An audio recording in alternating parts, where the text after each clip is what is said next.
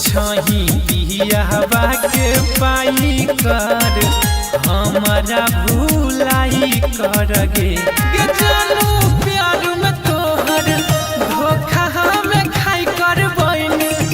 गेलियो ये समाई कर गे सोना प्यार में तोहर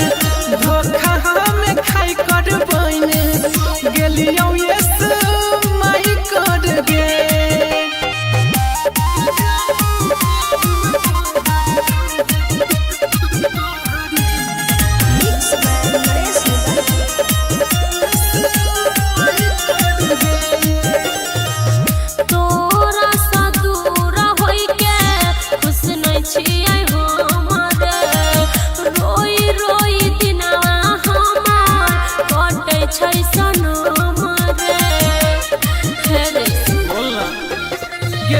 जब हमारा तू छोड़िए के गेल दिल में दर्द देख के पियवा के भेले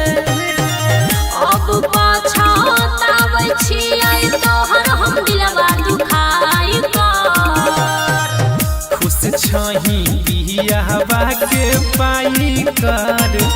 हमारा भूलाई कर गे जानू प्यार में तोहर धोखा में खाई कर बन गेलियो ये समाई कर गे सोना प्यार में तोहर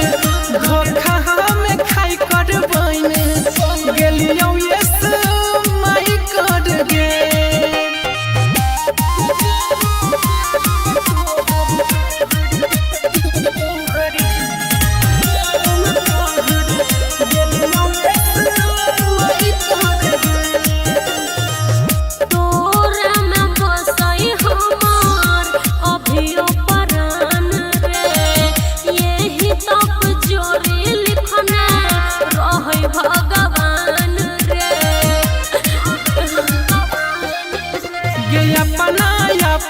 रखे ध्यान गे हमारा ले होई छही झूठे परेशान गे ऐसे मत बोल बड़का गलती के लिए सोनू प्यार के आदत धराई कर